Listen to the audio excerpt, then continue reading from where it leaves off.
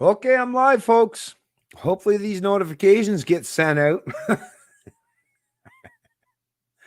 All right. Let me try to do that myself.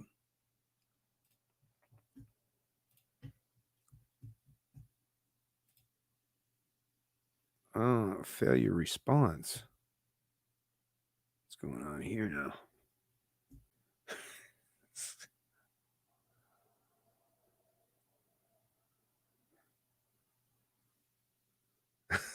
What the? Failure response. Wow. Okay, did it work over here? Okay. Okie dokie. The internet continues to be broken. Well, at least for those of us who are. That's the thing. For those of us who are constantly promoting freedom and liberty, it's like, damn, the internet breaks an awful lot, huh? Coinky dinky? I don't fucking know. How the hell would I know? I wonder if statists have as much an issue, right? Getting their information. It sure doesn't seem like it. It sure does not seem like it. But let me try again. Let me try again. Uh-oh. Is my internet gone to crap? Everything's loading extremely slow.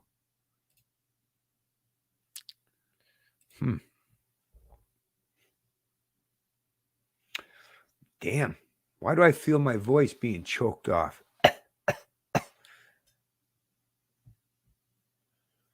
Not loading at all. All right. Whatever. It is what it is. It is what it is. I don't know. I'm trying to share this with some of my other social media pages, so hopefully I can get some people to join me here today, but I'm having a difficult time sharing it. So I don't know. It could be my internet. There's a multitude of reasons. Oh, that reminds me. I got to call up my internet provider and what the fuck? Why am I dealing with my internet connection so slow? Like it's back to dial-up speeds again. Like 2021 in Canada, supposedly one of the most developed nations on the planet. But yeah, you got to function with basically like fucking tools, like as if you were a fucking caveman these days. But yeah, we're just so advanced, right? So progressive. Only if you're stupid enough to actually accept it without actually, acknowledging the real world that's around you. But once again, I guess it's all subjective at the end of the day. Hey, what's going on, Steve? How you doing there, my friend? Like I say, I'm just hoping to try to get my notifications out there so I can get some people to join me. Gotta do a lot of work these days if you want to spread the truth. If you want to, get any information out there that counters the status quo, the establishment. It's like fuck, man. That's just not a matter of even showing up and punching the clock anymore. No, you got to do like what, fucking 100 crunches, 300 sit-ups, balance on one foot while rubbing your belly and patting your head and all these things. You gotta. But once again, I can't help but think, but does that not make us really resilient and actually the most competent people on the planet? Since we're the ones that are having to perform all the tricks, right? And navigate all the obstacles, basically like the labyrinth that's been laid out before us.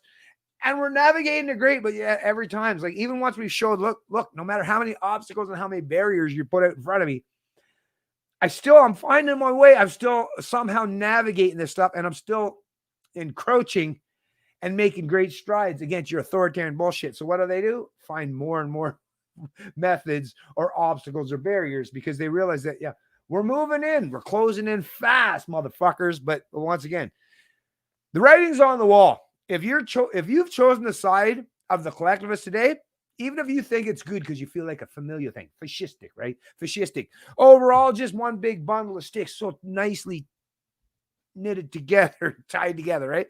All right, wait until you see how that fucking gets destroyed. Because one thing about fascists, right, is the externals, the outsiders. Of course, they attack the outsiders first, right? But then they come for you, fucks. So the outsiders, they basically, I mean, come on, all the way up to Trump was the greatest, the most proverbial aspect. If you want to see what represents the outsider today in the political landscape in the entire world, Trump was the epitome. Trump was that figurehead. Trump was that metaphorical aspect of being the outsider, right? The whole draining of the swamp, never involved in politics, right? Stepped into the equation, stepped in the ring. And I mean, showed that he was quite competent, but at the end of the day, got his ass handed to him proverbially, right? And actually, literally, basically. So I don't know, folks. I don't know. Like I say, the battle lines have been drawn. So are we really all in this together?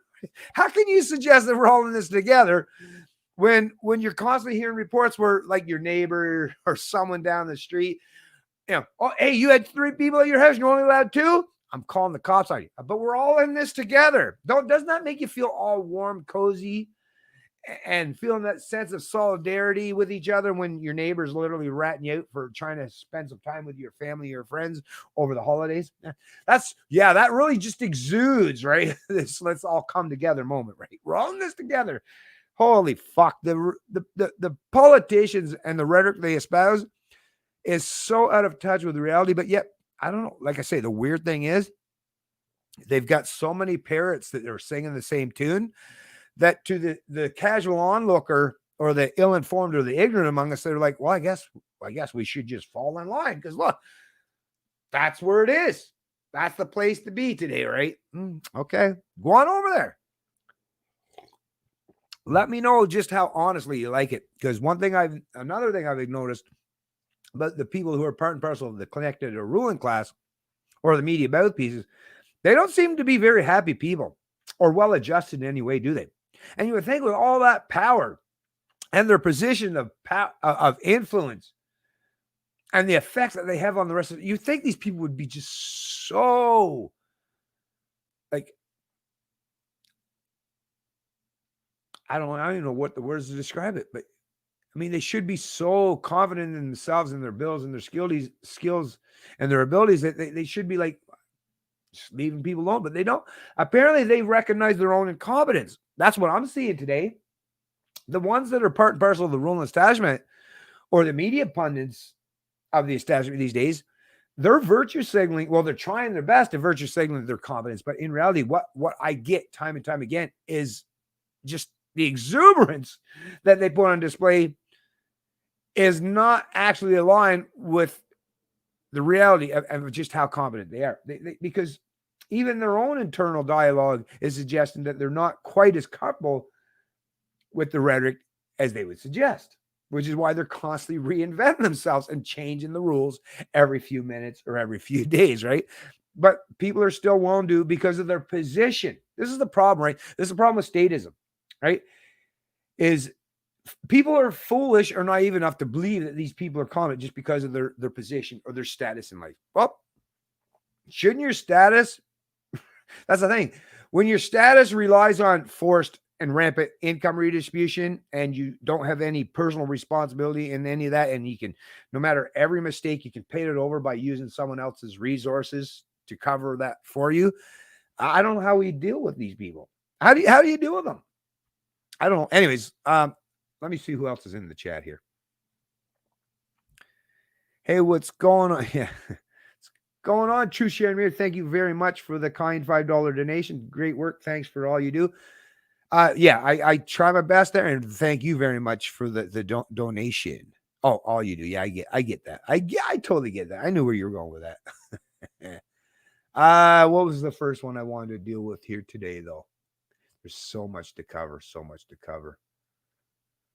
There's the open letter to statists everywhere from Lawrence Reed. I've been kind of holding that off for a while. I might deal with that here in a bit. Oh, there is this, actually. Let me bring this one up. This is really cool. Because we definitely recognize a lot of libertarians were wise enough. I wish I was one of them to get in onto the whole Bitcoin thing when it first started. And now what we're seeing is it's finally starting to pay off and the dividends are starting to trickle in. So let me show you folks what I mean here.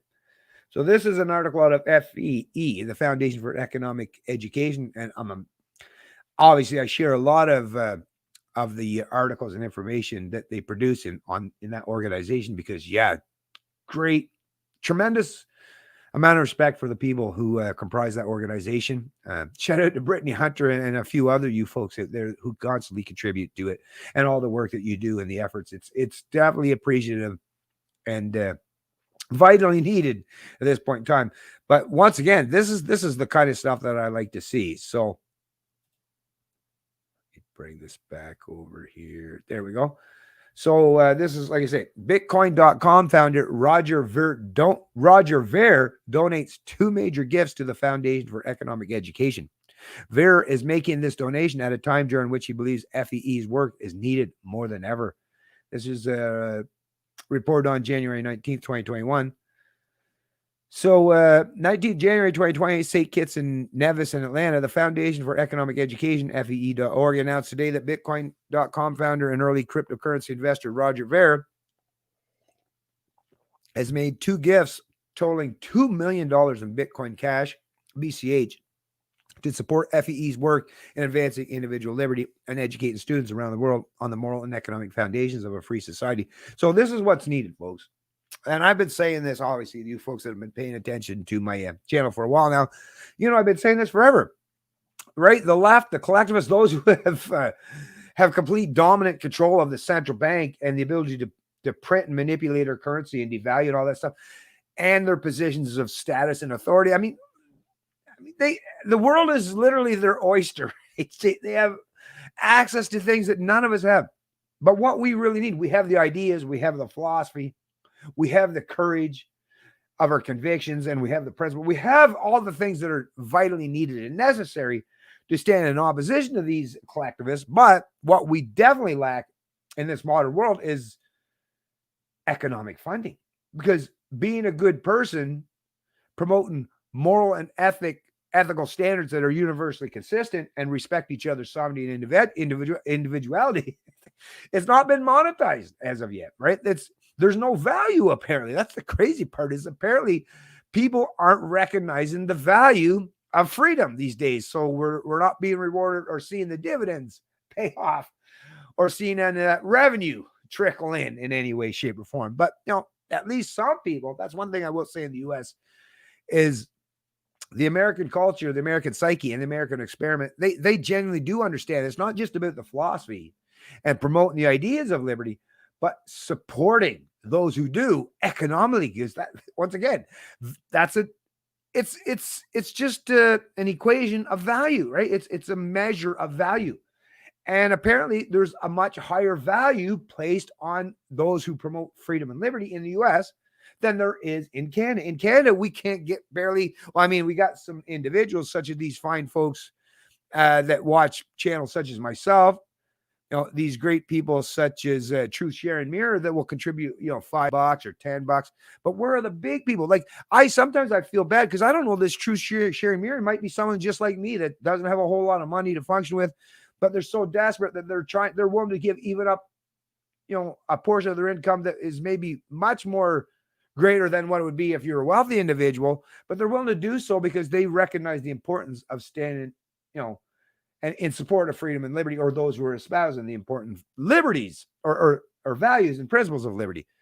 The problem is, like I said, I feel bad to see people that are mostly poor, or the working poor, or the working class, have to carry all that burden. It's good if we can stretch that burden out to more than just the few shoulders of people like Truth Sharing Mirror or the G Riches or a few others that contribute to the channel. And it's, once again, it's not even about my channel. It's not even really about me at the end of the day. But once again, who the hell I'm all for it. Then support. Like, to me, it's like, then just show me that if people don't want to support me, then just go support someone that is at least promoting liberty. Right? To me, it's not about me, the individual. It really isn't. It's just about, but I recognize that I'm a few of them out there, and I seem to be doing a pretty good job. I seem to be in a position where I can do so. So it's like, why not support those of us? Anyways, like I say, I'm glad to see that at least the Americans, and they have so many think tanks and institutions and organizations such as the FEE or Mises and all these other, like I say, organizations or institutions who are not just fighting for liberty, but are even economically compensated and rewarded for doing so. So kudos to them, and kudos to this Bitcoin.com founder or whatever that actually don't. And $2 million, trust me, when you talk about libertarians, you want to talk about making that $2 million stretch, right? Wow, right? What these libertarian types will do with that $2 million and how efficient they'll use that money, it really would amaze you when you consider that here in Canada, it's what, over $1 billion a year alone that just goes to the CBC. That one media organization in this country, over $1 billion.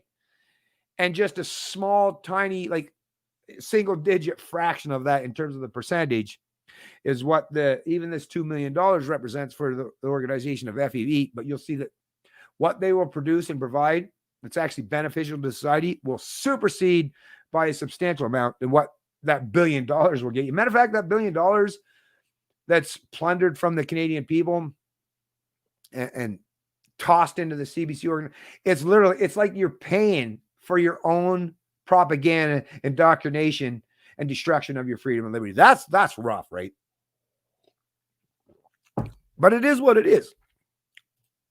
What's going on? Jesus, my friend, spoke with a Biden Camilla pro-vax nurse today. So totally clueless. The cure to many of our ailments today is to not watch MSM. Well, I kind of agree with you there. But for us, we get that. The problem is we need to figure out ways to reach the people that aren't watching our videos today, right? We're all, hey, I'm with you there, Jesus, right? Jesus or Truth. I'm with all you folks. We're all pretty much on board, and I'm totally respectful of your opinions and perspective. But how are we going to reach that other side of the divide? Because once again, just like this title of this stream said, we are not all in this together, not even close. Matter of fact, I would suggest, and based on what, not just the polls, but even your own real world experience, it seems like the majority or the mass in our democracy are in complete opposition to defending each other's freedoms and liberties. So how do we deal with it? How do we reckon with that reality, right? In our echo chamber, it sounds good. I suppose even in the leftist echo chambers, it's like, I suppose that's how we show, gives us all feeling good about things, is because we all feel like we can just surround ourselves with enough like-minded people. But once again, then there's that part where, then there's that real world that we have to contend with too. That's the part that I'm more concerned with, right?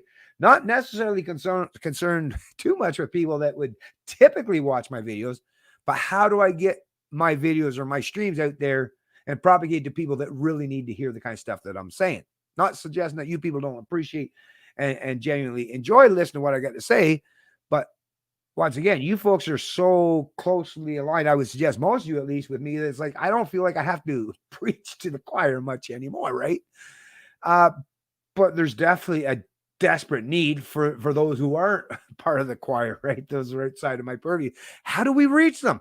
That's the $64,000 question, and I've yet to figure out an answer to that one as of yet. Hey, what's going on, Patrick Pearl? Have you heard the USA are creating a secret police to rat on Trump supporters? I mean, that's whether they create one or not, that is just going to be a reality. You don't even have to create the incentive structure of division, of collectivism. I mean, collectivism literally does. That's the thing with collectivism. It literally does create the emphasis on the group, the collective, which we don't all align with the same group or collective. So what that does is it creates war and factions. That is what collectivism does. It creates the atmosphere for war and faction. It is the recipe for division, right? That's what collectivism does. But whether there's an organization that does that or just people are acting out the natural incentive structure that's been built up all around them over decades and decades and decades of this constant push for authoritarian collectivism, there doesn't have to be a central plan. There doesn't have to be any modeling. There doesn't have to be a committee. It's just, like I say, the incentive structure is going to lead to stuff such as this, regardless of whether they create a secret police force or not. So that's the sad reality of it. But thanks for bringing that into the equation, Patrick Pearl. Pull my finger. Pull my finger. Okay. What's this one? Okay, we got a new one here. Patrick Pearl, I avoid all of CBC's online news articles like the plague. I don't. Matter of fact, I pay meticulous attention to them because I like to know what's going on, right? The people that don't want to respect my sovereignty, my freedom, and my liberties. I want to know what these people are saying. And if you don't, I mean, once again, I mean, it's up to you, right? Especially if maybe you're having your own, if you're doing it to help keep yourself mentally stable and you don't want to be too overwhelmed with things, I get that. But you can't ignore the people who are trying to destroy your freedoms and liberties entirely, because if you do, they win, right? And you lose. Okay. Oh, I see Wendy is in here. Hey, Wendy, how's it going? Nice to see you in the chat. Who else we got here? Yeah. It's probably closer to 1.4. Yeah, I think you're probably right there. Wendy, it's all good. Don't worry about the spelling mistakes. We're all good here with that stuff. I won't get all particular on that. The media is corrupt like our government. Journalism is a lost art. They read from scripts now. Yeah, true that. True that. For sure, I think I've been unbanned, though. I'm starting to get notifications for everything like how it should be. Oh, maybe now that's the thing. Maybe now that Biden is going to take center stage, right? And yeah, today's the day, folks. Today is the day, right? So for all the QAnon supporters and all the people that thought, hey, we just got to sit back because, hey, the Q, they got it all figured out for you, folks. No, you don't have to put any work and effort into fighting for freedom and liberty. The QAnon, they're going to do it all for you. How's that working out for you? Doesn't seem to be working out so well.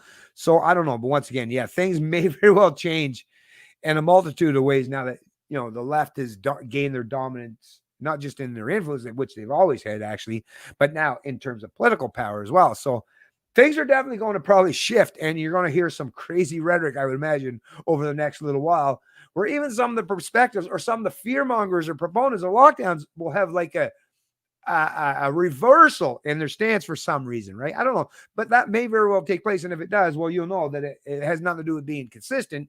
It's just all about playing politics at the end of the day. It's that team tribalism, right? Where it's pitting us against each other, that divisiveness. I expect that'll probably unfold before us as the Biden administration, you know, comes to power and starts implementing their shit, right? So I expect that to be something that's going to be a reality that we're going to see for the foreseeable future. Okay, what was an article I wanted to break? Oh, yeah, let me bring this stuff up, but this Derek Sloan, because once again, as you folks know, I am not a fucking conservative. Oh, wait, no. Sorry here. I'm not a conservative, not by any stretch of the imagination. As a matter of fact, there are plenty of people who identify as conservative that I loathe just as much as those who identify as liberal these days or NDP, because I recognize that they're claiming to be one thing, but based on their actual, how they actually function and act in the world, they're all authoritarian collectivists. I don't care what banner or what label they want to use to describe themselves. Once again, reality over rhetoric. And they're all authoritarian collectivists these days. And the authoritarian collectivists, it's all about circling the wagons and basically cancel culture, where anyone that doesn't align with you is kick them to the curb. And actually, best thing you can do is not just kick them to the curb, but make it so that they cease to exist as opposition entirely. That's what the cancel culture is all about. It's not even that they don't want to hear from you. They want you to be canceled entirely. And in the Conservative Party, like I say, they have become, like, as the left, the liberals have become so far, and the conservatives, they even admit they want to become liberals, which are or left of the left of center party, or no, I guess they want to go to center left. Anyways, what it is at the end of the day, regardless of the rhetoric they espouse, is they lack all principles. It's all about selling out principles for the vote, for some semblance of popularity or populism. And you know what? I got to tell you, I'm not a big fan of the popularity of populism now that I've actually seen how that unfolds, right? With real life experience in real time. Is, yeah, populism and popularity bullshit is, once again, it's a race to the lowest common denominator. It's where critical thinking skills cease to exist. And it's definitely not anything that's conducive to respect and sovereignty or freedom and individuality. So, yeah, we've got to get as far away from collectivism as humanly possible.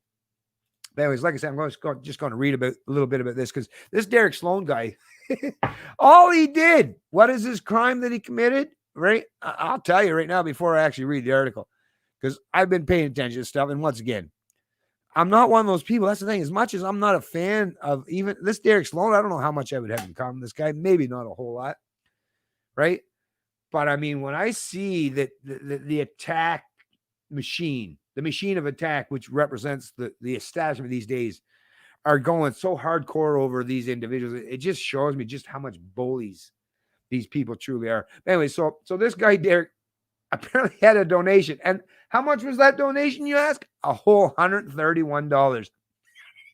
$131 fucking donation, and it's being made into a big national spectacle, right? We're not just this national spectacle, but now the CPC, the Conservative Party of Canada, is now going after this guy and trying to kick him out of caucus, right? And it's just a donation. And once again, even the donation from this Paul Frum this apparent white nationalist or white supremacist, but they keep moving those goalposts, is first they'll suggest he's a white nationalist, but then they suggest he's a white supremacist. Now, I'm not a fan of white supremacy, right? To suggest that one race is supreme over the other one, because that is just an absolute farce. I've met plenty of white people are the most knuckle dragging people you'll ever see, right? So it has nothing to do with skin color, believe me, right? Fucking skin color. It literally has nothing to do with it. But I will acknowledge that knuckle dragging aspect that comes from the left, the right, and there's all kinds of people who don't think critically about the major issues that affect our social and economic lives. But the fact that they're willing to try to kick this guy out for getting a donation from a guy that didn't even use his real name. So apparently this guy that donated to him, right, is Paul Frum, but he used his middle name as his first name and the P for Paul as his middle name. So there's no, I mean, come on, if you were just scrolling through that, it's like, you don't know this guy. Or what, is there supposed to be a flag? That's another thing. Was there a fucking flag? Is there a list? That's the thing for these conservatives. What I would want to ask, what, is there a list that you can't take donations from certain people? Are there people in this country who are on a list or something? I would question. I mean, there's a multitude of questions I already have. But anyways, forget about let me just deal with this whole thing as it's being reported at True North. Of course, it's being reported by a lot of the other established media organizations, including the CBC. But since I stumbled across this True North article and I have an opportunity to support or reference their article instead of an established media article, why not, right? Why not? So anyways, so this is ridiculous. Derek Sloan refused to leave CBC without a fight. So this is the True North Wire, January 19th, 2021. Conservative MP Derek Sloan says he will fight efforts by Aaron O'Toole to kick him out of caucus. If I am guilty of something, they are guilty of something. This is ridiculous, Sloan said in a Facebook video on Monday. I'm not going to go down without a fight. And that's one thing I will say, just like I put as a caption when I was sharing a couple articles, such as might have even been this one, is like, yeah, at least these guys showing balls, right? And some courage, which is something that's seriously lacking out there in the political landscape these days, right? On Monday, O'Toole said he has begun the process of removing Sloan from caucus after it was revealed that Sloan's leadership campaign received a donation from known white supremacist Paul Frum. Oh, and that's another thing. When I was listening to a CBC fucking hack referencing this stuff, they were talking about the fact that the donation, the amount was $131. So they were suggesting that, like, that's the thing. When you hear some of these QAnon conspiracy theorist types, the hacks in the establishment media would say, oh, look, they reference all these numbers. I'll even say there's people that I follow on social media who are a little bit conspiratorial, nothing against them per se, but they'll fucking look for all these things. Like, oh, look, there's a number, or there's a symbol, and this means all these things, right? And what do most people suggest to these people that create these kind of ideas and these conspiratorial terms? They always do. They typically label them conspiracy theorists. But then the CBC hack said, oh, that 131, that's a secret number. Or remember when the hacks in the media were saying that this is a white supremacist? I mean, they create all kinds of conspiratorial narratives too, but yet they, I don't know, when they do it, apparently we're supposed to respect their conspiracy theories, right? Why? Because of their position or their status in life, that when they come up with or conjure up these conspiracy theories, that we're supposed to accept these. But if they're not, I don't know, if they don't function in the CBC, if they don't have an official title somehow, that their conspiracy theories we should just ignore, right? Once again, no consistency, no principles, nothing where we can say, okay, this is right, this is wrong. It's all open to interpretation and speculation. So how the fuck could anyone ever learn anything, right? How could you ever learn right from wrong when you're constantly being told shit that's so contradictory in nature? I don't know. Anyways, racism is a disease of the soul, repugnant to our core values. It has no place in our country. It has no place in the Conservative Party of Canada. I won't tolerate, O'Toole said in a statement. Oh, how are you going to stop? First of all, racism is not illegal, right? As much as and people, the knuckle draggers who are racist, who treat people poorly based on nothing more than skin color, these knuckle draggers, I have no respect and nothing in common with these people, 100%. But how do you think you're going to eliminate that from their minds? Do you really think you can beat it out of them? Do you really think that you can convince these people by treating them like garbage that they're thinking wrongly? Like I say, as a father who raised 2 sons, and I think I did a pretty damn good job of it. If I tried to use this kind of methodology, well, I would expect that, of course, I would have failed miserably, and my kids would have turned out to be way different than what they are today, right? That's the thing. I'm wise and prudent enough to understand that there's a certain way that works. That's the thing. There are methods that work, folks, right? And there are methods that don't work at all, or they might seem to work. Some people would say force works, right? I mean, sure, I could prevent, just like the authoritarian dad that didn't want his daughter to go to prom because he's worried she might hook up with the guy, right? You might have prevented her to go to prom. You might have use that authoritarianism or your ability to control what your daughter did. But have you really done anything that's beneficial to your daughter? Have you taught her any principles? Is that going to make her a better person? No. All you showed her at the end of the day was force is the means to an end, and that's how we deal with each other in our social, personal, or economic lives, which once again proves to be a failure and a failing way of doing so. And like I said, the reality is out there. It's all around us. Prove me wrong, right? Not going to happen. Anyways,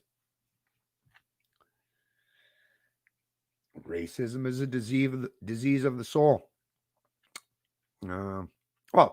Just racism. I mean, just collectivism. Right? Why do we got to use these stupid words? Because racism is basically just treating individuals based on nothing more than skin color, based on the collective. Well, that's what collectivism does. It seeks to deny the individual and what it is what comprises us as individuals and treat us as if we're just part of a collective or group identity. Right? Same shit, different pile. And libertarians understand this intrinsically, which is why we don't play the collective game. It's all about the individual at the end of the day. But once again, we're the ones whose voices are overlooked, ignored, and not resonating with too many people these days. So there's that. However, the MP from Hastings, Lennox, and Addington is accusing the party of hypocrisy. According to Sloan, Fromm was a party member and voted in the party's recent leadership contest, something that would have been known to all leadership candidates, including O'Toole and party headquarters as well. So massive amount of hypocrisy, right? In a statement on Twitter, Sloan says he was unaware of this donation and that nobody made any efforts to contact him. Listen, I don't even give a fuck if Sloan knew that this donation came from a white supremacist or a white nationalist. Okay, let me just get to the white nationalist part of it because I kind of forgot to deal with that when I was talking a little earlier on. But if you're white and a nationalist, now I've worked hard to fight through all this bullshit. And not just the white nationalism bullshit, but a lot of the other propaganda, indoctrination that was jammed in my head through the education system and horizontally enforced of those of us, not just in my peers, but, older generations who went through the same kind of indoctrination process, right? Is you raised people, you raised us Gen Xers, you raised millennials maybe to a lesser degree, although not entirely, but at least from Gen Xers and the baby boomer generation cohorts, or even if you go all the way back to the greatest or the silent generation, we were all raised and indoctrinated into the cult of nationalism. And the fact that we just happen to be white, right, which is so crazy, because white isn't just like a monolith. There's just this category of whiteness. Well, there's Germans, there's Austrians, there's English, there's French, there's Russian, there's Polish. Lots of people that have white skin, but it doesn't mean that we're all one giant monolith. They're collective, right? That's the fucking insane part of talking things in such a ridiculously reductive, descriptive manner, right? It literally does seek to deny the individual, which is the detriment of freedom. The minute you've denied the individual, just acknowledge that there's no freedom and liberty anymore. The collective doesn't exist outside of a whole bunch of individuals. The collective is comprised of individuals. So you can't suggest that there's collective rights or group rights and deny the individual, because the individual is usually part of the group or the collective. Otherwise, we live in this weird world where they pretend we're all in this together, but some people are banished from the island. Well, then apparently we're not really all in this together. So once again, you can't square this round peg no matter how you try to do it, which is why these fucking, even the most intellectual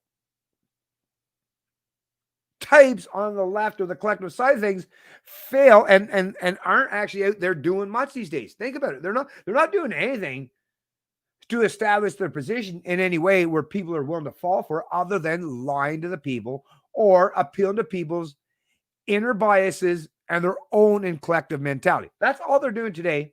Is not creating a one size fits all where we all feel our kumbaya moment, or where we truly are all in this together. They're just creating more and more divisions where the people in those particular tribes or groups are feeling like we're all in this together. But there's more and more every day, more and more tribes and groups where you're creating more and more warring factions. So it's not all in this together. It's more divisive in nature than anything that would be remotely resembling solidarity with each other, right? Or anything that's universally consistent.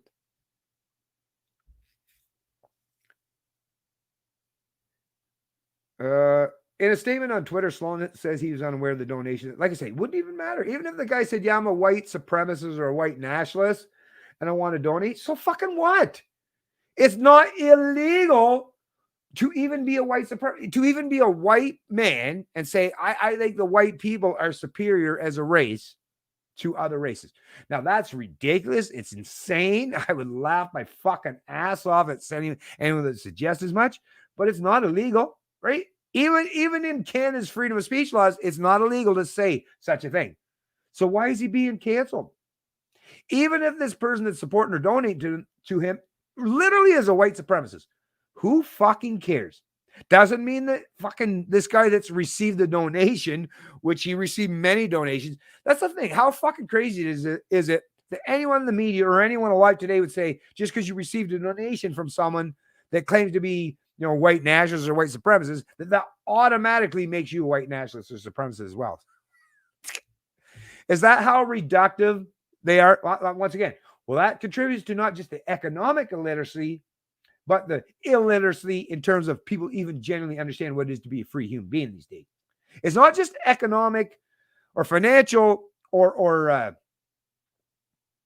reading and writing in terms of literacy that's dominant all around us today. It's even the literacy in terms of understanding what it is to be free, what it is to be a free human being, which that alone, that's a sad, sorry state of affairs when people just don't even know what it is to be free, or they don't even acknowledge that freedom is more important than being enslaved. It's a weird world we live in today, folks. Anyways, going to finish this a little bit here. In a statement on Twitter, Sloan says, okay, his donation was proceeded without either my campaign or the CBC realizing who had made the donation. Said Sloan. The party must check each donor to ensure they have not exceeded the maximum. I did not hear from them ever on this manner. Sloan said it's absurd to expect that any politician to be familiar with the names of every single one of their donors. Fromm's donation of $131 was one of 13,000 donations to Sloan's leadership campaign. Leadership campaign donations are processed by both the campaign staff and the party. Under the Reform Act, O'Toole can indicate,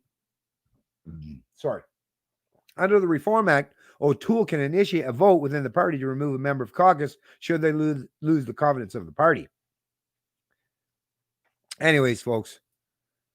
So, like I say, this is just insane. So apparently, the Conservative Party failed on their behalf to deal with this situation, this circumstance. Not that I'm suggesting that they should have. Once again, who gives a fuck?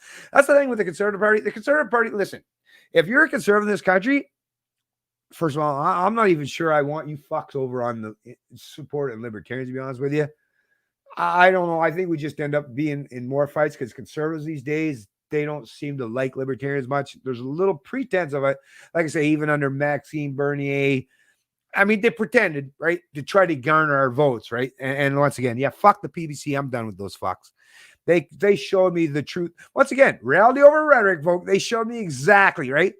They did a good sales job, and they definitely enticed me to support them. But once again, fool me once, shame on me. Fool me twice, or fool me once, shame on you. Fool me twice, then, but they're not going to fool me twice. It's not going to happen.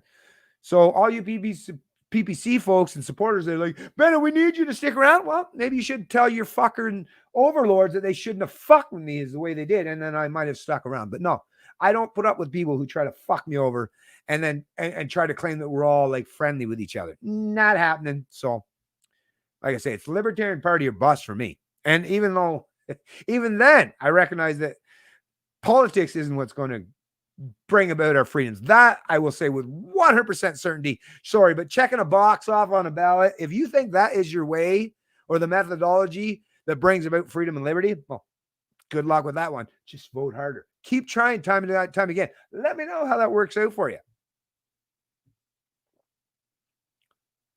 Okay, let me bring this off, get back into the chat, see what's going on with the fine folks in here.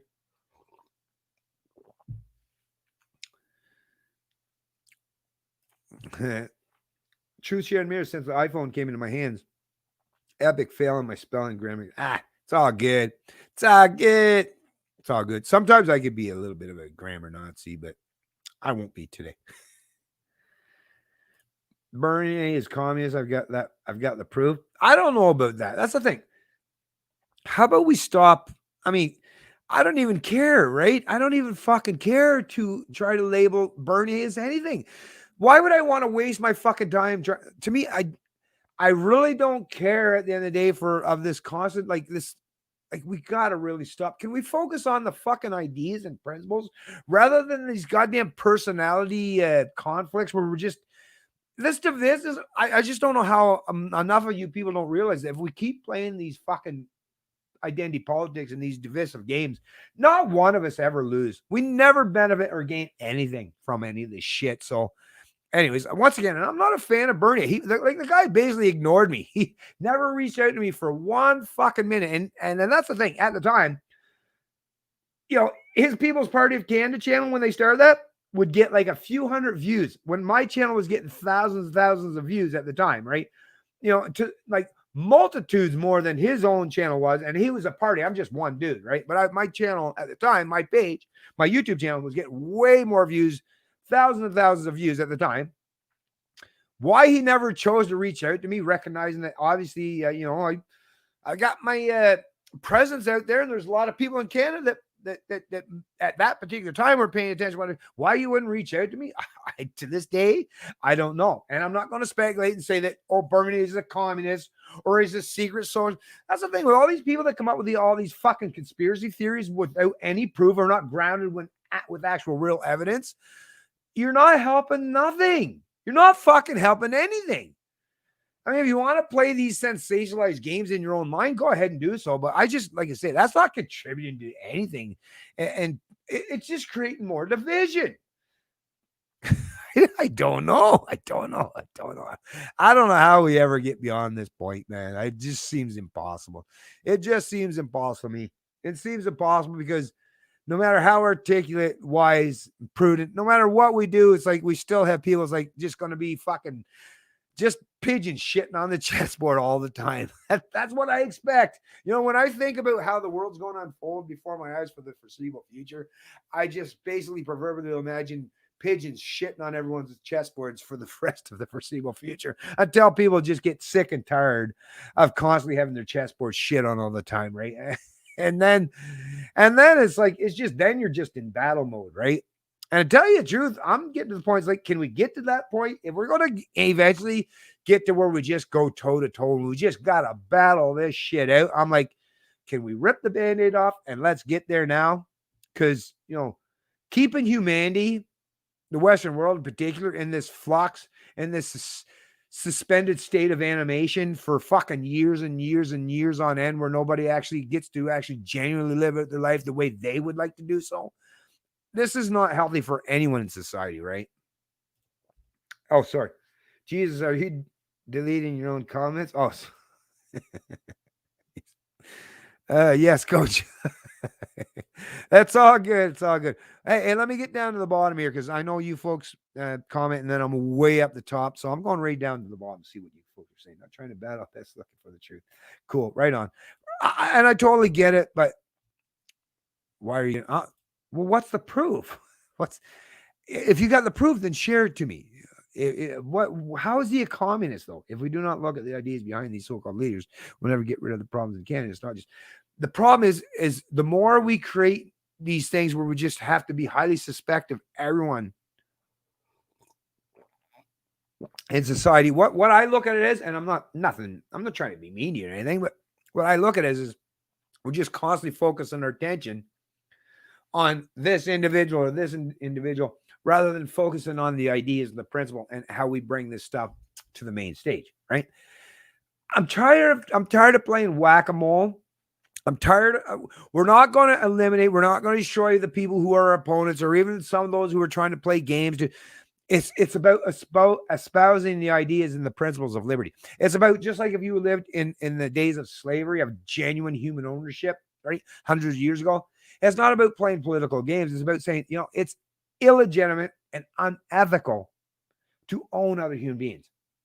That should be the central focus of our attention if we care about individual freedom and liberty, is keep hammering away at the point that there is no such thing, first of all, as legitimate government. That's easily proven, and anyone that's ever challenged me, I've shown them so easily with just the 4-question quest for freedom that, yeah, I can prove that to you easily. And no matter how much cognitive dissonance you experience and how much outrage you have, you're never going to be able to override or overrule the fact that I said 2 + 2 is 4, and there's no way that you're going to try to overturn it or suggest that 2 + 2 is 5, right? That's what we need to worry about.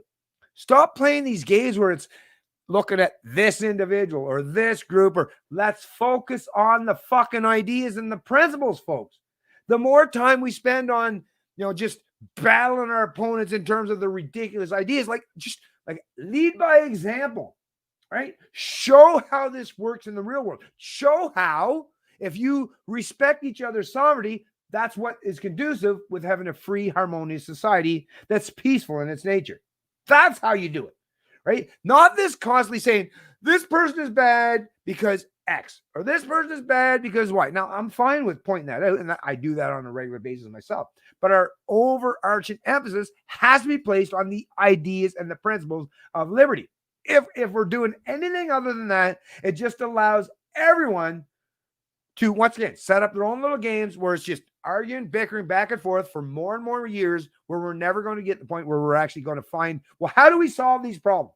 I'm a problem-solving kind of guy. As a mechanic, right? As a guy who's built, and I don't just function in terms of mechanics, in terms of an engine or a transmission, or building really powerful engines, which is something I've done, but also building decks, building houses. I've done a multitude, dealing with concrete or asphalt. It's problem-solving skills that's vitally needed and necessary, right?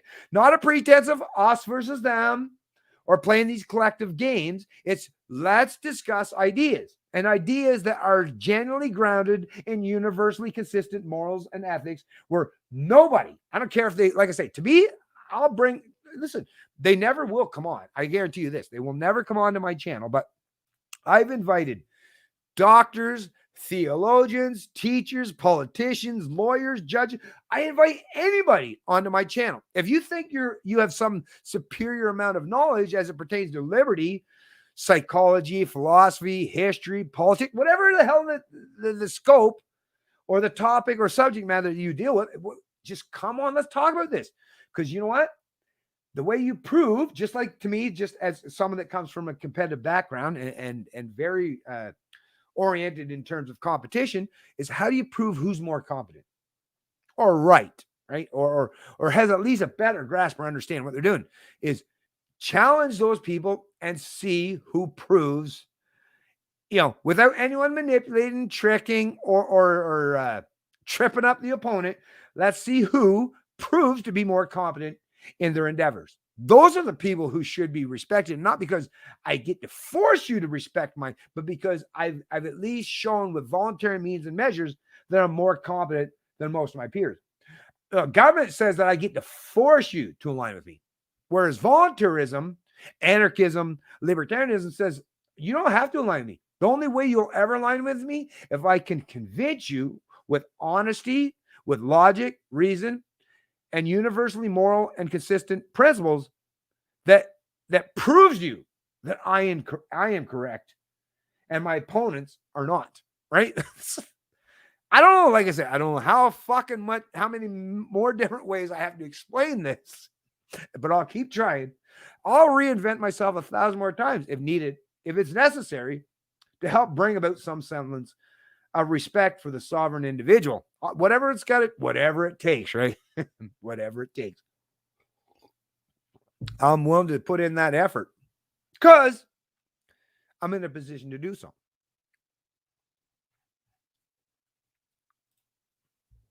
Don't care what color you are, how much you make, can pay, where you live, etc. I just help, period, end of story.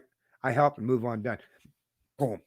That's that. See, now that is the kind of shit I respect, because I don't really give a truth, share, and mirror. This is the thing. Let me just say this right now. Truth, share, and mirror could be someone that does things in his life that I completely disagree with and I don't respect at all. But you know what? As long as he respects my sovereignty as an individual, and I'm not forcing myself on him or her. I don't know. Truth, share, and mirror could be a her. So sorry if I or Z's or whatever. But I'm just saying that is what needs to take place. Truth, share, and mirror proved that right here, right now. And that is really what needs to take place.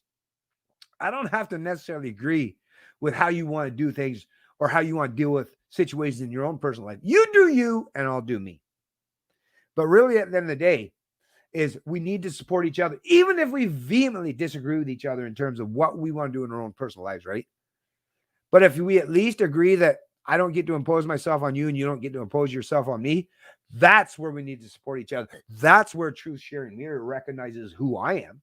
Truth, Share, and Mirror is willing to donate to me because you recognize that, hey, I might not agree with Bennett on everything he says, but at the very least, I know Bennett's never going to try to force or impose himself or his ideas on me.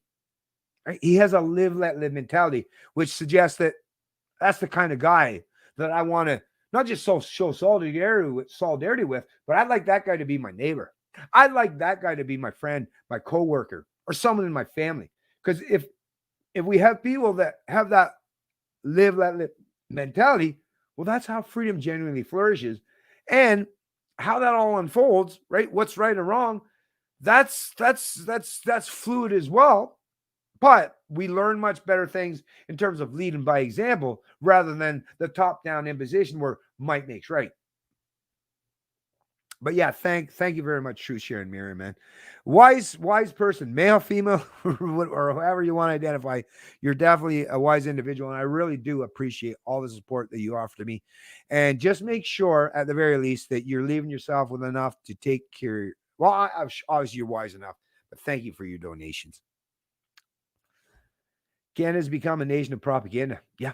Well, it's been that way. It's just that now more and more people, I think, are starting to finally come around to realizing it. Hey, Steve. Oh, Stuart. Yes, I would love, once again, I'm going to be reaching out to you, Stuart, buddy. I want to bring you onto my channel, or I'll be willing to come on your channel. Matter of fact, if you want me to come on your channel sometime, I'd like to do that as well.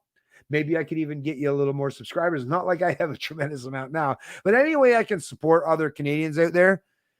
To me, liberty is what matters the most. Liberty is what matters the most. How we get there, I would like to be someone that's like at the leading front of that. Of course, I put in a lot of work and effort. I'd like to get a little kudos and respect.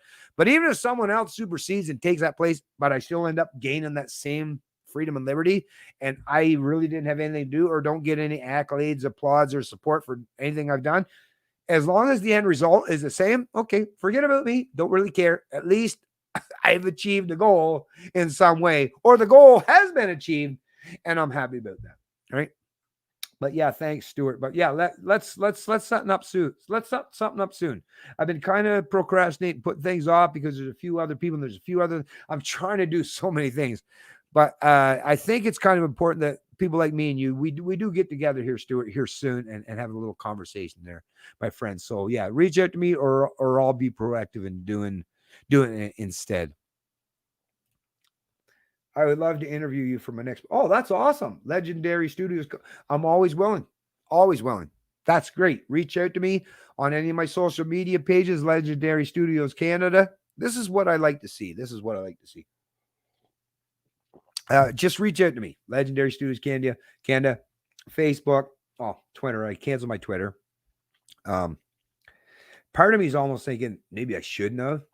I am having second thoughts about that, right?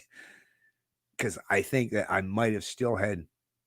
Anyways, forget about that. But Facebook page, Canadian Libertarian BH. So all one word, Canadian Libertarian BH at gmail.com.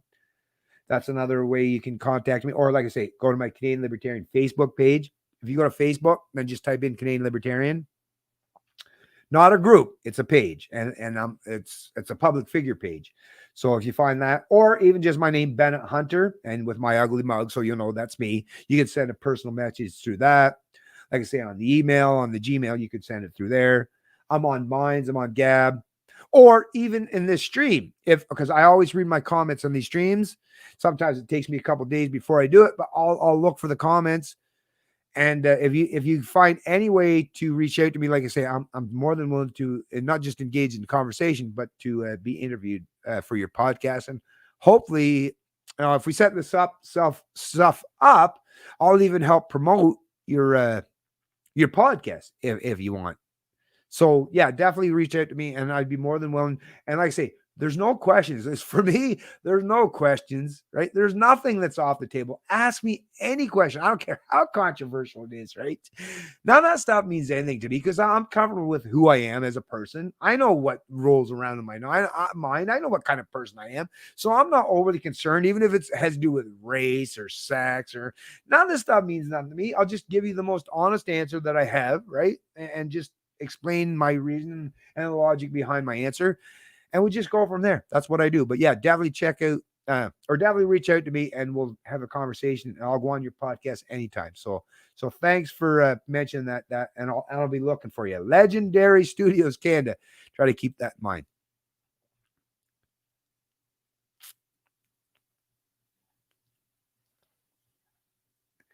Hey, what's going on? Paula Jean, Manitoba state public health measures don't apply to any level of government. Oh, geez. Well, I'm not out there in Manitoba. I don't know what the hell's going on in that province, but I get what you're saying, Paula Jean. It is like we're not all in this together. I mean, just look at how many examples. Even today, there was a new one. Let me just scroll here real quick. Today, there was like what another new one. I'm just going to try to find it again. Where it's like they keep saying we're all in this together.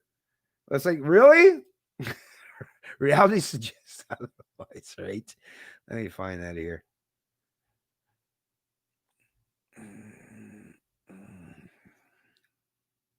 Yeah, here we go. I'll share it up here right now.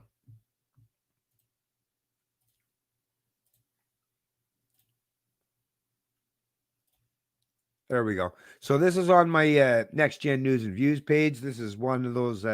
I don't have a whole lot of people that subscribe to it or like it. It's basically it's just I have my Canadian Libertarian Facebook page, but most of you that watch my videos realize that I have the Next Gen News and Views page as another way to archive all the news articles and information, right? And it's great to have this as a resource, obviously, right? But so here in this example is an article out of CBC, right? Member of Ontario's COVID-19 vaccination task force resigns after travel outside the country. So this is a member of Ontario's COVID-19 vaccination task force, right? These are people who should have a pretty good grasp or knowledge or understanding as it pertains to the lockdown and restrictions on our freedoms, right? That all Canadians, or in particular all Ontarians, have to suffer. And a lot of Canadians have had to go through some hardship, haven't even been able to see dying friends, family members, or elders in their community, right? As they've gone through their own difficult times. I mean, there's been a tremendous amount of hardships as a consequence of these forced mandates, lockdowns, and impositions on a freedom. But these people who are the ones that are imposing these mandates, these lockdowns, these restrictions on our freedoms are saying, yeah, the rules are for you, but fuck that. I'm not doing that. I'm doing me. Hey, there's too many things that's important in my life. I mean, how many excuses have we heard from these people? Well, I had to go see a dying family member. Hey, listen, I heard, please, I hear you, but you're more than willing to say no, even if your family member's dying, you have to do the right thing for the greater good, right? They're constantly finger wagging at the regular citizen in Canada. No, forget about all that shit. You got to do the right thing regardless of your extenuating circumstances or any hardships that it might mean for your life or the life of people that you care about, right? But yet these people are like, well, I'm not going to follow those rules. Hell no. No, I'm getting mine, right? So no wonder the rest of Canada's like, what the fuck's going on with this? Why is it rules for thee, but not rules for me, but not for thee? What's up? This is the great hypocrisy.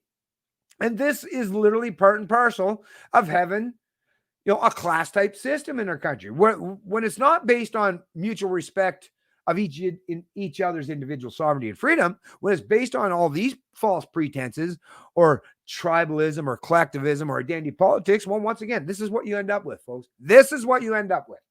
Is this really the kind of country, the kind of world that you want to live in? I know I don't want to. And I'm pretty sure most of the people that watch my stream and my videos don't.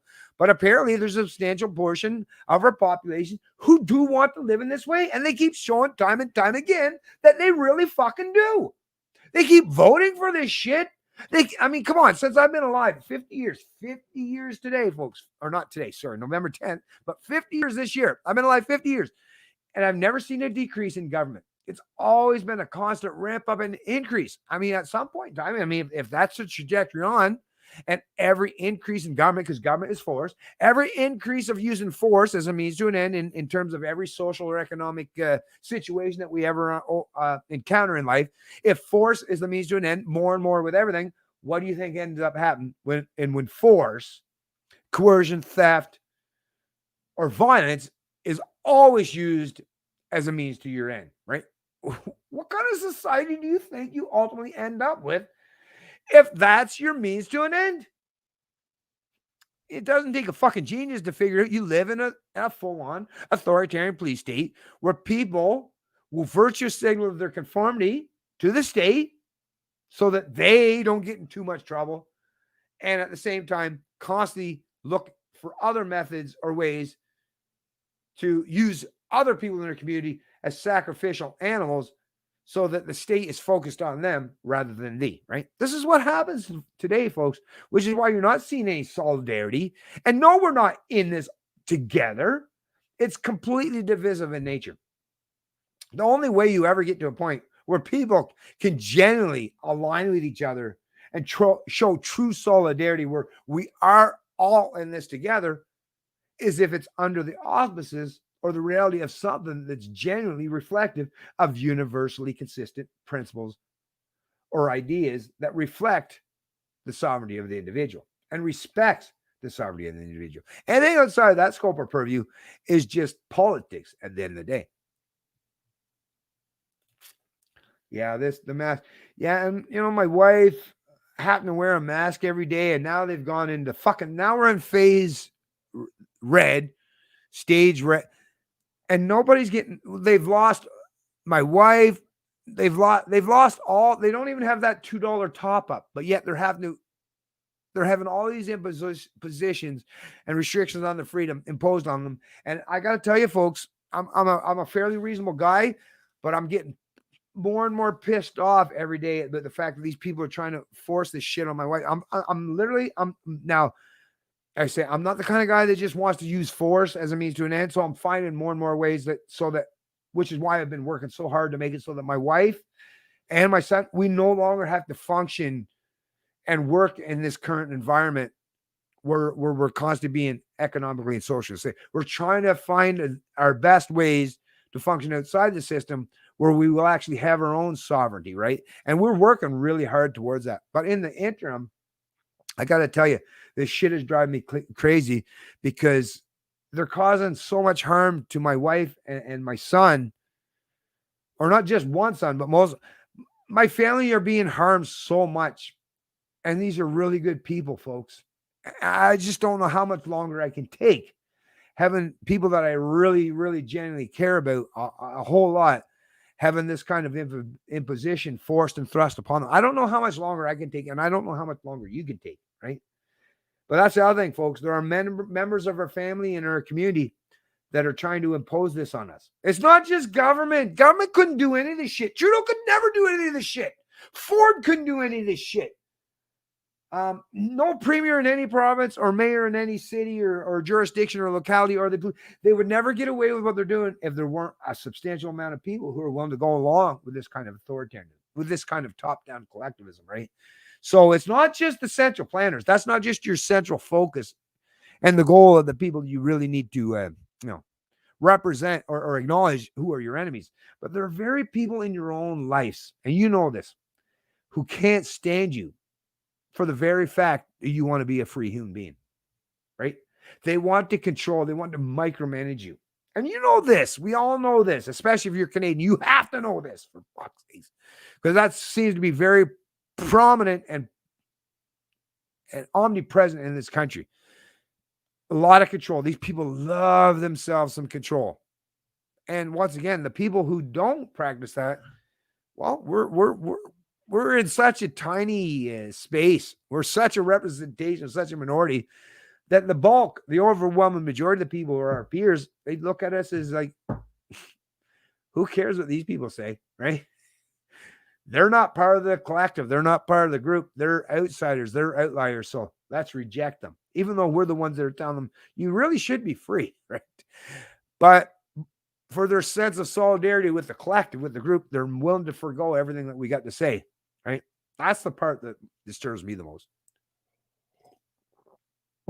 No matter how truthful or honest we are with them, they're still not willing to listen to what we got to say. Yes, they do. Yes, they do. Yes, and some Canadians truly are, but that even the ones that aren't, I would never suggest that I should be able to make their decision for them. Starting to be like this. People call to snitch on neighbors. The city of Burnaby, BC has a COVID hotline. For fuck's sake, lots of sheep here. I'm losing it. I'm getting picked on so much. I feel for you, Wendy. Shit, if you're fighting for freedom today, I know how much you're getting picked on. I experience it quite regularly myself, mostly online, because I won't deal with too many people out there in the public space these days. I just I don't know. I don't know. Like I say, if someone stands right physically in front of my face and tries to use that kind of authoritarianism, that kind of collectivism, and impose their will on me, I don't trust myself enough these days. I don't bend over quite that easily. Like, I am one of those people, and I get it. I'm an exception. I'm an outlier to most people in my society, to most of my peers. And I don't trust myself out there surrounded by these authoritarian collectivists, because I have this real weird fucking thing that resides in me. Even after 50 years of putting up with a tremendous amount of abuse over the course of my life, I still have this amazing resilience and this ability to, and even competence, I'm pretty good at it too, folks, to stand in full defiance and defense of my freedoms and my liberties. And what I recognize today, place myself out there in the public square, in the public space, in the physical realm, means that, like I say, I just don't trust myself to restrain myself when people are trying to fuck with me right in my face. Defense is something that I've always practiced and I always will practice. So I got to be really, really careful. Not that I should. Defense should be something that's accepted as being completely not just legitimate, but respectable. But in Kanakistan in 2020, if you're one of those people who are willing to stand in defiance of authoritarian collectivism and in defense of your freedom and your liberties, or you're the bad guy, right? So I got to be careful out there. Got to be careful out there, right? Which is once again just a reflection of how sorry or sad state of affairs that we currently live in. All right, where are we going to next with this? Where are we going to next? Oh, let me take off the Facebook post. But thanks all you great folks that joined the stream. Really, really loving this today.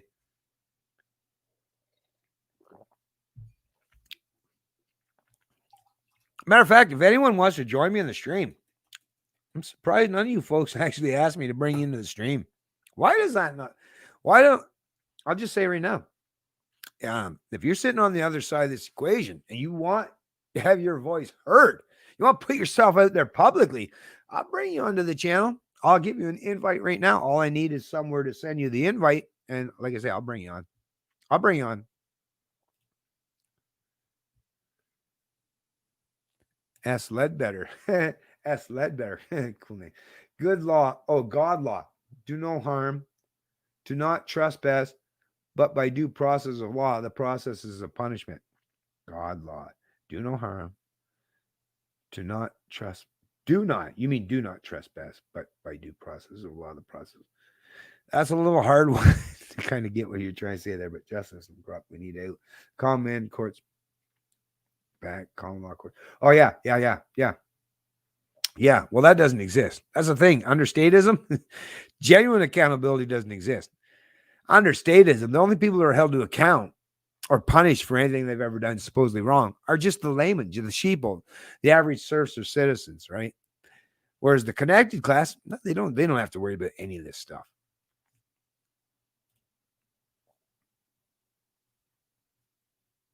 So we'll put the Derek Sloan stuff, but let me just scroll down. Actually, I'm just going to do let's just do a quick rundown here.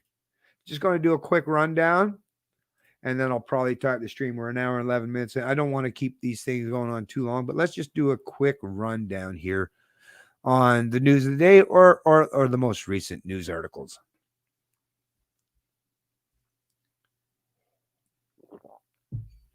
Okay.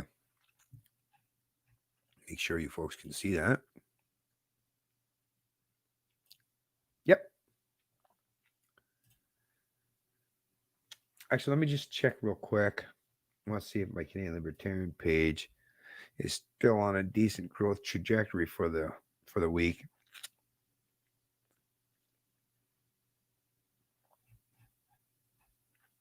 So for the last 28 days, but that's a whole month, folks.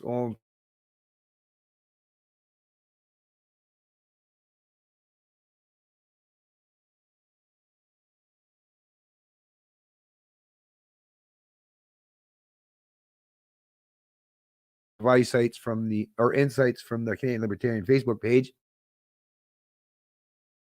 for 2019. So 45,721 people have been reached. Out of that 45,000 people who were reached, engagements were 25,000. So it's actually, it will suggest at the very least there's a majority of the people that my posts reach who actually do engage. So that's cool. That's good to know. And they are skewing on the positive, but that's only because it's comparing itself to last month. If it went a month prior to that, it might be skewed in the red and lower. So, it's all. Now I will say that I've gained 152 new likes on the page for the last 20 days, which is cool. I wish that happened on this YouTube channel because my subscriber count has been going down. So I'm not gaining as many subscribers as I'm losing, which means YouTube is never going to push my information or my videos out there as long as they recognize that there's more people who are leaving my channel than are actually joining it, right? So it's really important that I gain more subscribers than I lose. That's how these algorithms work, right? So if people aren't actively out there to promote the algorithms that's more positive or conducive to promoting libertarian ideas or the philosophy of liberty, then we're always going to be losers, right? Because the algorithm don't care. It's like it's going to promote what what resonates with people the most. And if statism, top-down authoritarianism, collectivism, if that's what people are clamoring for, well, the algorithm is going to give them more and more of that, right? So, I actually lost a like. So actually, I was up over 20, actually 2. So I was actually at 2401 in terms of my likes on the page. So it was on a growth trajectory, which is weird. So I've lost a couple likes. Now there's 2555 people that follow, but still, how am I still, after all these years of starting this page, how am I still like less than, like, not even 25? There's 38 million Canadians, 38 million Canadians. And I have, and this is a good week, right? Or actually, this is overall in terms of how many people. And I started this page way back, I think in 2012, right? Yeah, 2012. So like 8 years later, and I've still got what, 2,399 people out of 38 million people in this country who actually like the Canadian Libertarian Facebook page. I mean, I could find all kinds of Facebook pages relating to, and I get it, personal interest, do your thing, right? But stuff that's not nearly as important as freedom and liberty, that's massively much higher in terms of the number of people that pay attention to what they've got to say or what they provide, right? Than 2,399 people. So I just keep, to me, the reality keeps suggesting that we're not only are we nowhere near being a voice of the people, but dark days and dark times look to be all that we have to look forward going forward. Until I see something that skews different, where it suggests that we have at least we got a chance of winning the battle of ideas. So that's all what I'm saying. What I'm saying is, even after, I mean, think about how articulate and how much information I provided on this page, just this one page alone, over the last 8 years. And only less than 2,400 people in this entire country likes what I got to say. I mean, does that not speak volumes to you, folks? It does to me. It speaks a tremendous amount in terms of how much people actually genuinely respect each other's sovereignty, their individuality, and their freedoms. I'm not seeing it. I keep hoping. I keep wishing. I wish. But you can't just bring this stuff to fruition. All the hopes and wishes in the world ain't going to bring this stuff to fruition, right? It's, as much as we wish that it would to be otherwise. Oh, that's awesome. Legendary. That's actually great that you hit 10K. Like I said, I've been on, my highest number was, would have been a good year and a half ago, maybe, probably, or a year or so ago. I was up to 7,780 something. So I was almost, or was I at 7,800 something? I don't know. It was 7.8 or 7.7. Or I think it might have been 7.8. Actually, sorry if I go far enough back. It's probably 7,800 or whatever. That's pretty good. It was pretty good. But you know what? And as much as I get it, you got like 10,000 subscribers, but how many views do you get on your typical video? That's what I would ask. The subscriber accounts tend to be a little bit sticky to some degree because a lot of people don't go out and actively unsubscribe, right? Unless they're like motivated to do so. But once again, it's not about just the subscriber count or numbers, although that's important, obviously. At least it's some statistic that would give you an idea how things are going. But how's that translating in terms of how many people are promoting or advocating freedom and liberty in Canada, right? And I get it. People like to even do that to me all the time. They go, I have much higher subscriber count than you. So whatever. But what does that mean at the end of the day? Are we being effective? Are we experiencing more freedom today than we were last year or less? Right? Mm-hmm. But anyways, kudos and congrats to you for your YouTube subscribers. And if you're in Canada, I hope there is some cross-pollination and hopefully you can gain some added subscribers once we have our conversation from my own channel, and hopefully I can get some of yours. But chances are at this point in time, probably a lot of them are the same type of peeps, right? But anyways. Yeah, I know. Well, that's the same with me, right? And we don't know exactly why, although that video that I did as it pertains to Susan Wozniak, and you really should check that video because she spoke right from her mouth that they're trying their best to try to silence and suppress voices such as myself or voices such as yourself. So they're actively trying to diminish our ability to get our voices out there. So don't take all that on yourself and think that you've necessarily done something wrong. And just accept, like I have, this, and it's a hard one, whether through algorithmic manipulation or just by the sheer fact that a lot of people in our society don't really care about respecting each other's sovereignty and individuality. Whatever the excuse, whatever the reason is, that is the world that we function under. And we got to figure out better ways to not just reflect that, but ways to counter that. But yeah, I get what you're saying. And like I say, reach out to me and we'll do our best. Forget about the sub counts. Let's just worry about espousing the ideas, the principles, and the philosophy of liberty. And hopefully everything else will work out in the end. And if it doesn't, well, at least we've tried. At least we've tried. At least we can lay our head at night saying we tried our best. We tried our best. Jay for freedom. Hey, what's going on? Peoples are not subscribing to you because of two reasons. First, we make politics boring so people don't care. Seconds, not much intelligent people left in Canada, 1 or 2% maybe. Well, I don't usually talk about politics, to be honest with you there, Jay, for freedom, so I don't know too much about that. I usually deal with everything from the philosophical, principled aspect, right? So I don't know politics.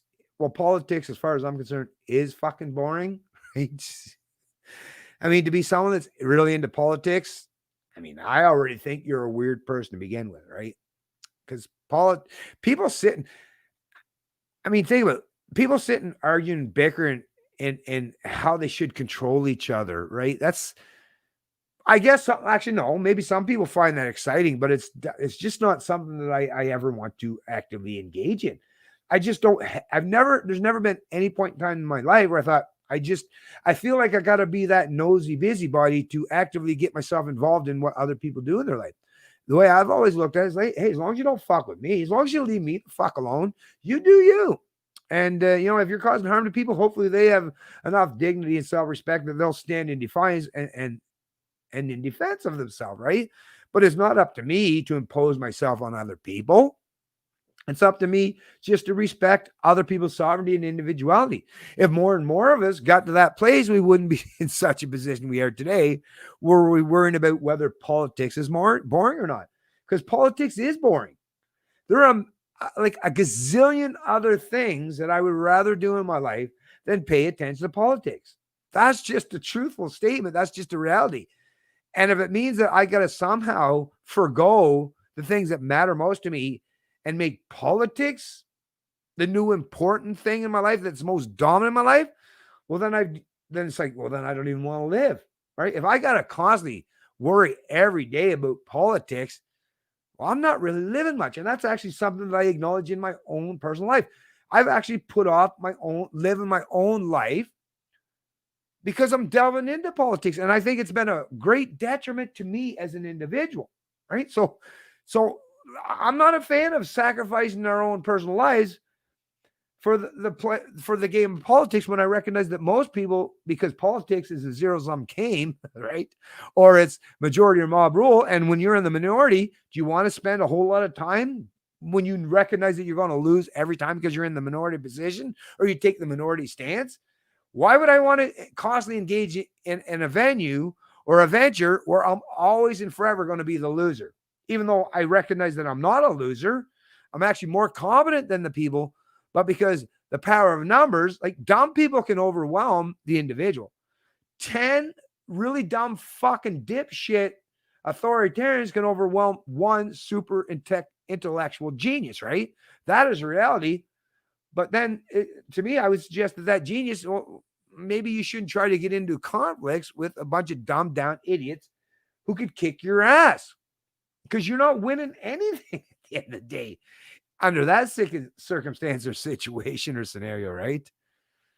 But yeah, but I get it. I mean, whatever like, everyone comes up with reasons why people aren't subscribed to me, but, and I've come up with my own reasons too. But I think at the end of the day, your second part of your thing is probably much more relevant, and that is that not much intelligent people left in Canada, 1 or 2% maybe.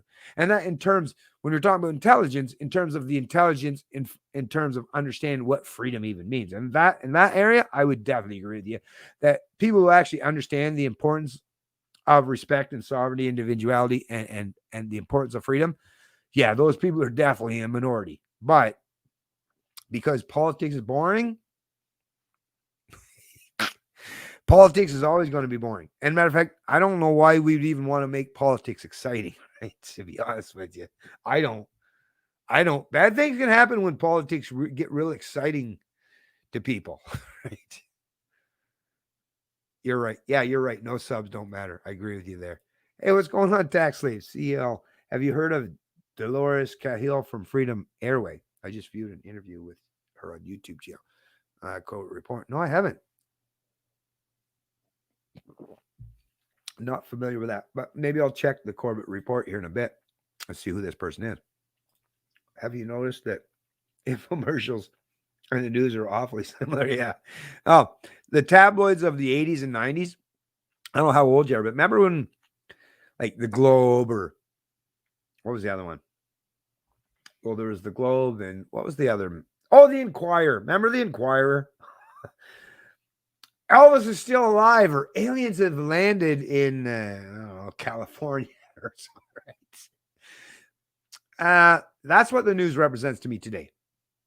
Nothing grounded on anything remotely resembling objective facts, reason, or logic, or consistency in terms of holding government or so-called authorities to account. It literally is akin to the Globe, the Inquirer, or tabloid sensationalism, where it's all about just generating clicks and revenue, right? Not about being honest or forthright or articulating critical thoughts or intellectual messaging or philosophical principled concepts. Nothing. It's just sensationalism at the end of the day.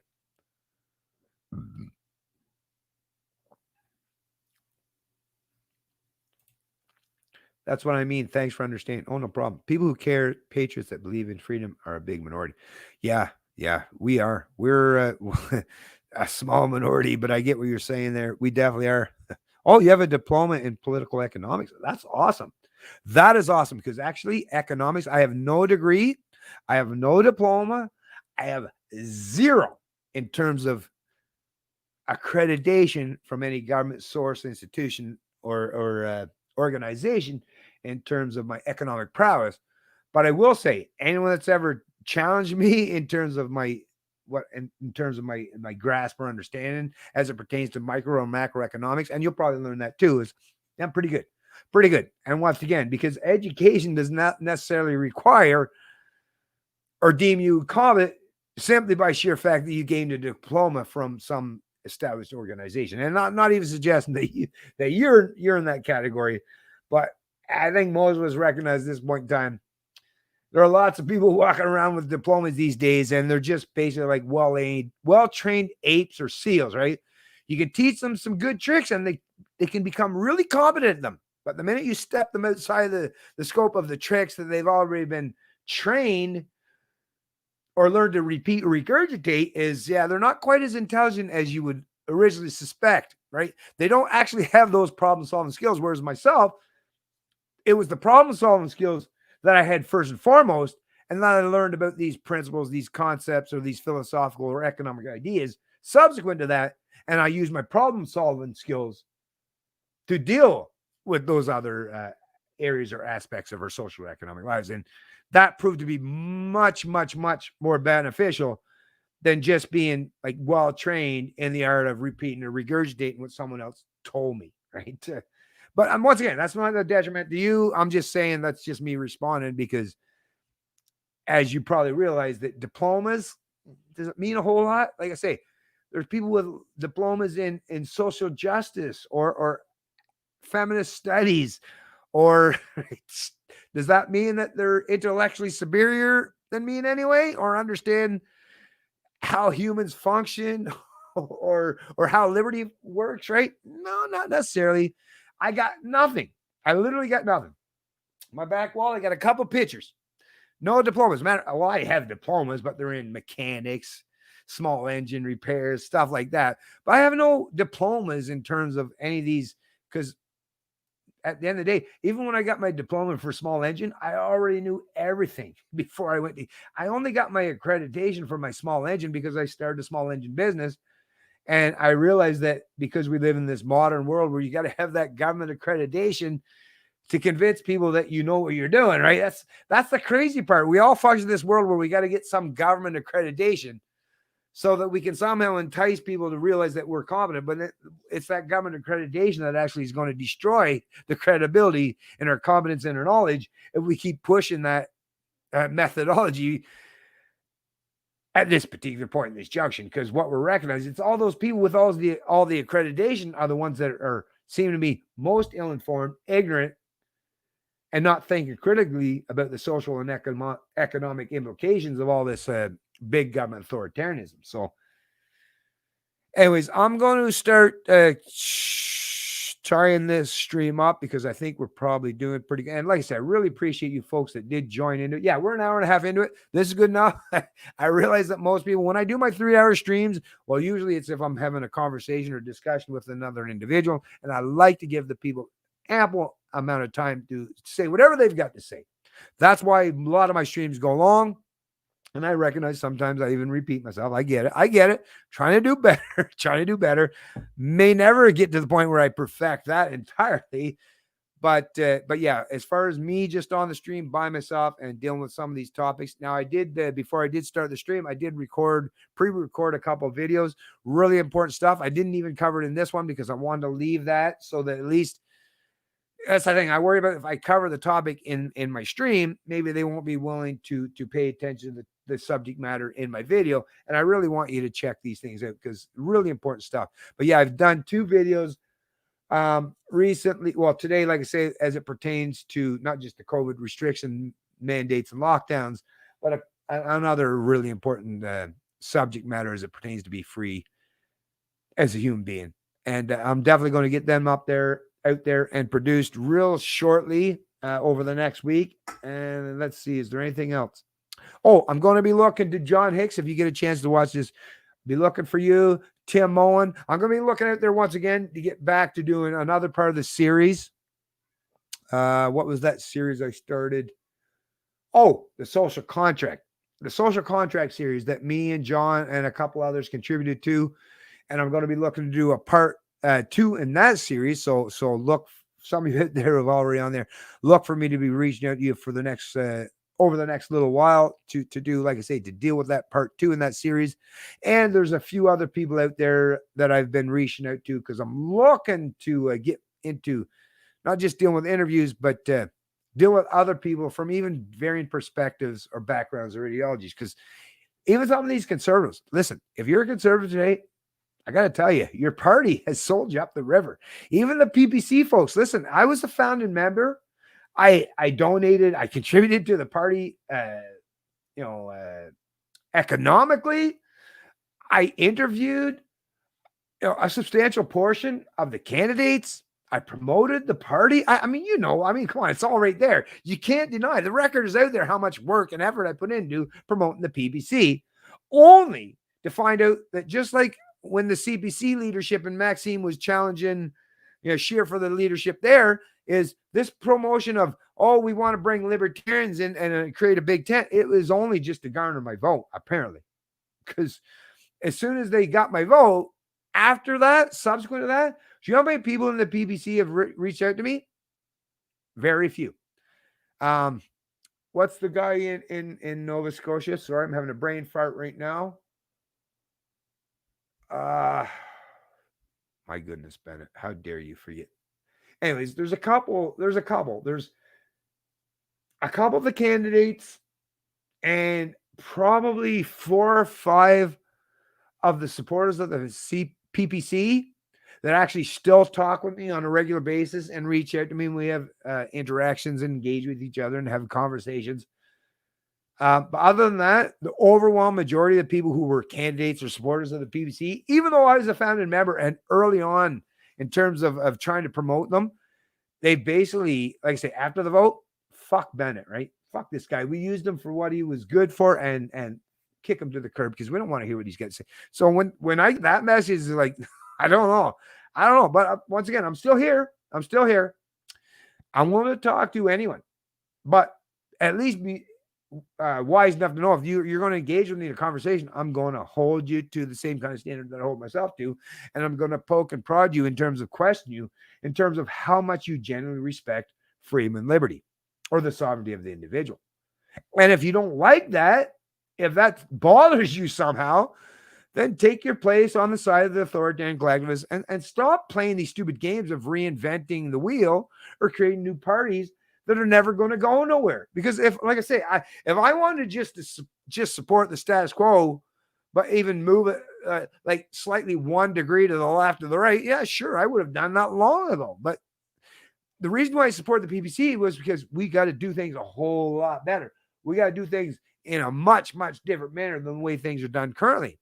But the PPC has shown me that they want to espouse the rhetoric. They want to entice people to join and support their organization or the political party, but they're not truly respectable or respecting of promoting the true philosophy of liberty, which is why, like I say, it's the Libertarian Party of Canada for me in terms of politics these days. Now, I realize politics is downstream of culture, and we've got a whole lot of work to do in terms of affecting the culture in this country before politics is going to be a vessel for anything remotely resembling real change or respect of people's sovereignty and individuality.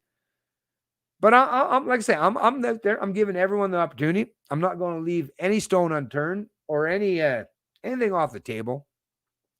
Whatever I perceive that might work best, or at least contribute to bringing more freedom and liberty to the masses, I'm going to try my best, or I'm at least going to travel down that path and see where it takes me. If it turns out I meet a dead end, okay, shame on me, but I'm going to head back the other way and I'm still going to try another path. It's not going to stop me. It's not going to deter me. I'm going to keep doing what I do regardless. And hopefully you folks will do the same. Hey, what's going on, Paul Lucas? Actually, Bill Joyce. Hey, Billy Joyce. I've heard of that guy's name, actually. Is that the guy? No, he's not the infomercial guy. Billy Joyce. I have heard that guy. But any of these people that you talk about, ask them to reach out to me. I have a tremendous amount of things to do on a regular basis. And I do reach out to people all the time. So no one could ever accuse me that I don't try, at the very least, to reach out to people. I do. But maybe they should try reaching out to me once in a while. It can't be just a one-sided equation all the time where I'm the one that's constantly always clamoring to look for people to interview or to converse with. Maybe they should try doing the same, right?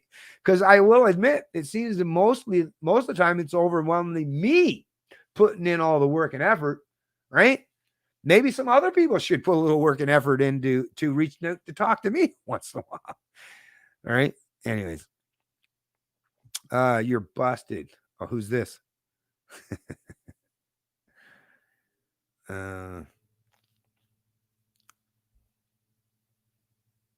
Oh, you're a founding member too. Yeah, right on. Dave Dismantled. What's going on? Politics is a construct of the human mind, folks. Does not exist in nature like our rights do. Yeah. Well, I mean, our rights are just, throughout all of human history, prior to politics, rights was, are you willing to defend them? The only way your right to be a free human being ever existed throughout all of humanity before politics existed was, are you willing to defend your freedoms? Because if you're not willing to defend your freedoms, then your freedoms don't actually exist, right? And even today, I would suggest it's no different. Even though we have politics, and it'd be nice if we could use the power of persuasion and conversation to be conducive where that we respect each other's sovereignty. But as we recognize, politics is all about using force at the end of the day. So it still might makes right. It's still about the politics of persuasion as it pertains to force. I'm thinking we should do better than that, but at the end of the day, this is the reality we got to deal with. I don't like it as much as you don't, but once again, we do have to acknowledge that the reality of it is we have a substantial portion of our peers in our society, and a lot of them are our own close family members, friends, associates, co-workers, and neighbors who don't respect our sovereignty, who do want to impose themselves on us, both socially and economically. And that is a hard thing that people have to reckon with. And I don't say this willy-nilly or as a means to create division. I'm just pointing out the reality. I didn't create this division. I'm just pointing it out. As a matter of fact, I want to get further and further away from this amount of division to the point where we at least can find some kind of unity or some kind of universal consistency in terms of how we deal with each other socially or economically. And I know there's a recipe for how that works. And you know how that works in your own personal life. You know, if you deal with people voluntarily in your social or economic engagements, that is what works properly. That's what reduces conflict, division, and violence. But for some reason, the people that were on the other side of the equation seem to still have dominant influence and sway over the discourse, where their promotion of violence, force, and theft as a means to an end still dominates the discourse, and people still use that as their ultimate means to an end. Until we get beyond that point, well, just acknowledge this, and this is the last thing we're going to say. If your opponents are saying to you that force, government, because government, once again, government is force. Nobody can deny that. No one in the legal class, the political class, government is force. So if someone's saying that they want to promote force as a means to an end, well, if someone's willing to use force against you, what else do you have left at your disposal to defy them or to defend yourself? Well, it's not compliance, because then they win. And if you can't use the powers of persuasion or language to persuade them to stop imposing themselves on you, well, you know, that's not going to work. What else do you have left? They're saying they're willing to use force. What else do you have? Well, it's that kind of equal or even more force as a means of defense. That's all you have left at the end of the day. And if you're one of those people like, I don't want to use force to defend myself, while your opponents are constantly saying that they will use force to impose themselves on you, well, just accept that you're forever going to live as an indentured serf, slave, or subject to a ruling class.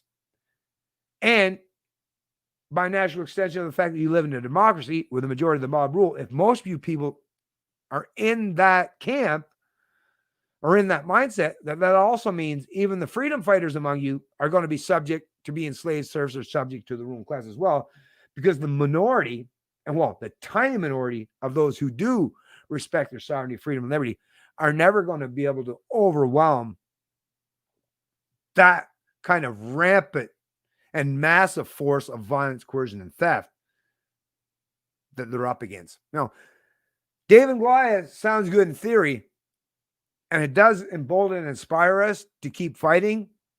But in reality, there are times where all the inspiration in the world isn't going to help if your opponents, if the force that you oppose is so overwhelming that there's not a damn thing you can do to defeat them. I hope we're not at that point. I really, really do. And I hope we never get to that point. But I can't say with any genuine certainty that we are still in the position where we can persuade ourselves, right, to bring about freedom and liberty and the respect of the sovereignty of the individual. I just don't know how we're there. And over the last 10 years, I've not seen any evidence to suggest that we are there.